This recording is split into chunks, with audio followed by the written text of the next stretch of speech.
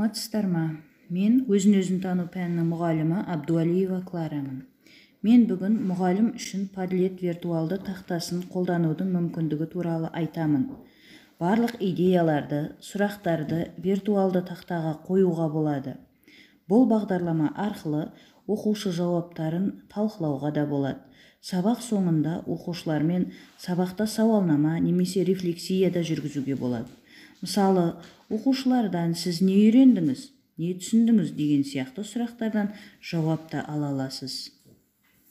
Ол үшін Google-дан padlet.com сайты арқылы өзіңіз тіркеліп, тегін қолдана аласыз.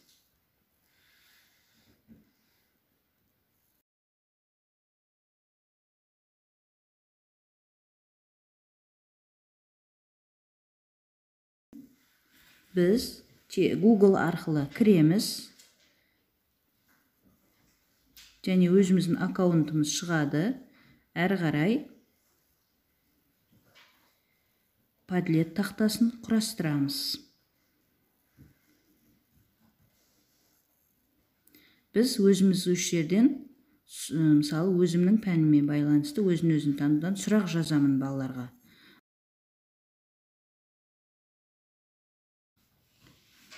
Тапсырмамызды жазамыз. Осы тақтаға, мысалы, 5 құндылықты ата.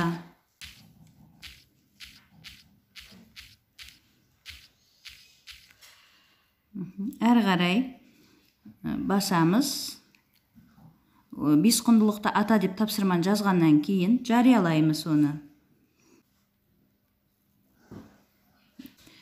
Біз 5 құндылықты ата деген тапсырманы оқушыларға сілтеме арқылы жібереміз. Сілтемені WhatsApp арқылы немесе Telegram арқылы жібереміз. Міне, бізге оқушылардан жауап келіп жатыр.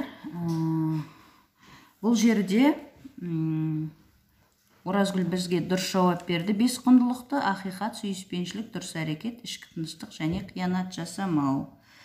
Бұл жерде оқушыларға тек сөз түріндегі жауаптарды ғана алып қоймай, мәтінді сілтеме немесе суреттерді қосып түсініктеме бере аламыз. Белгілі бір тақырып бойынша материалдарды бірлесіп жинау үшін виртуалды тақтаны пайдалануға болады. Барлық ресурстар бір жерге жиналып және ешқашан жойылмайды. Назарларыңызға рахмет.